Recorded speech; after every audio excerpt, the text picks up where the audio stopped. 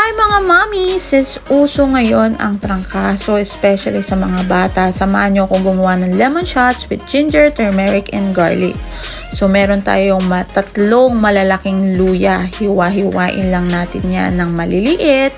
Bakit maliliit? Siyempre, ilalagay natin yan sa blender para mas ma-blend ng maayos or mapino ng blender natin yung mga luya.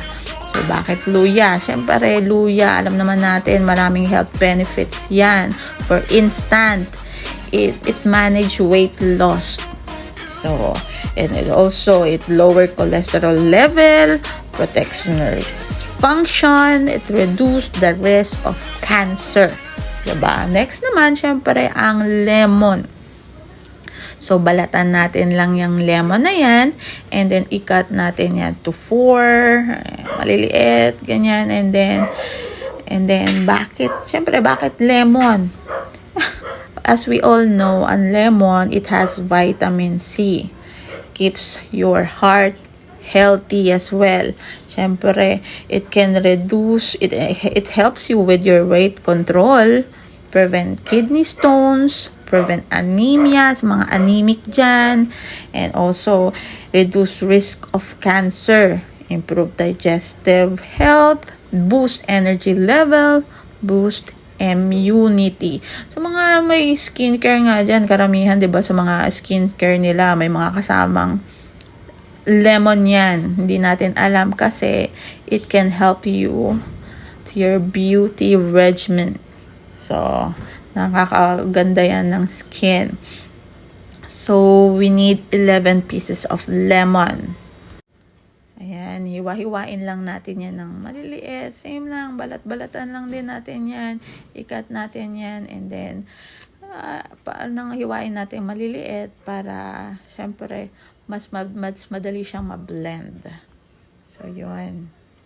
Yung iba nga ginagawa sa lemon, kahit sa yung 1 cup of warm water and then lalagyan mo lang siya ng half slice ng lemon. Squeeze mo yung lemon doon. Then iinumin mo every morning pagkagising mo. Nako, nakakaliit siya ng tiyan actually. And it prevents you yung digestive health mo. Mas hindi ka gugutumin.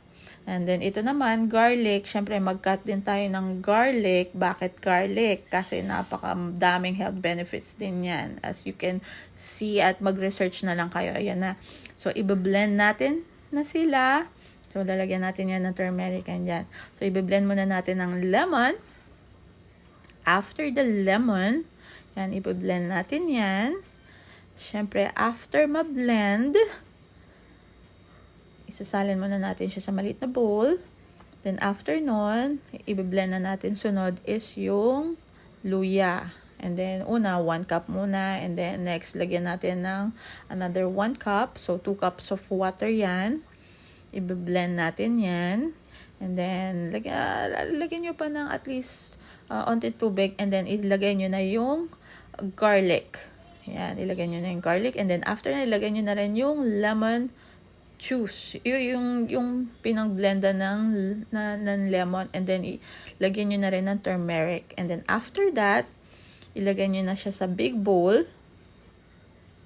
Then, after nyo malagay sa big bowl, hayaan nyo muna siya sa big bowl ng at least 1 hour para lang maghalo-halo lahat ng mga ingredients niya at humalo siya sa tubig.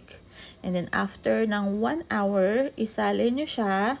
Isala nyo na siya. Yan, pag nasala nyo na siya, yan, i-squeeze nyo lang siya sa, i-squeeze nyo lang para makuha nyo yung juice. Naku, napaka-importante niyan. Yan, yung juice na yan. Every morning, after nyo yung juice na yan, kuha lang kayo at least 2 tablespoons. Tapos lagyan nyo sa warm water. Lagyan nyo ng at least half cup of warm water. Inumin nyo. Nako, napakaganda sa katawan yan. Especially sa mga bata. Kailangan nila pa naman nila yung mga ganyan. Kasi, instead of buying them vitamins sa mga pharmacies, it's better na lang yung home remedies kasi kawawa naman kakasala ng kidney nila sa mga katutak na vitamins sa mga nabibili sa mga pharmacy. So, this is better than any other kinds of vitamins na mabibili, ay natapon pa. So, yan, ilalagay na natin siya sa lagayan. Yan, pag nalagay na natin siya sa lagayan, pwede na natin siya ilagay sa fridge. Okay na yan. So, before that, syempre, after nun, yung mga pinag-squeezan natin ng mga lemon and ginger, hindi natin yan pwedeng itapon kasi meron pa yung, may katas pa tayo makukuha dyan. So, ilagay natin, pakuluan natin sila na sa 2 cups of water, and then pakuluin lang natin. Yan, kulo-kulo nyo lang yan dyan. Pakuluin lang natin at least mga 10 minutes to 15. Okay na yan. And then after that, palamigin lang natin ng onte. Then, ayun, isala na din natin. Isala nyo lang dyan. Kunin nyo yung katas kasi, nako, importante pa din yan. Katas pa din yan. At tayo naman, yung mga adults, yung mga mommies and daddies, tayo yung ang iinom naman yan. Kailangan din natin yan. So, i-squeeze nyo lang, kunin nyo yung katas, salain nyo. Yan. Pag nasala na, ayan. Nako, napakaganda niyan sa katawan. Lagyan nyo ng turmeric, syempre. Dagdagan pa rin yan. And then, after that, ilagay nyo na siya sa lagayan. Yan. Then, after nalagay nyo sa lagayan, yan, pwede nyo na painom sa mga bata. Yan, pinatikim ko na yung anak kong makukulit.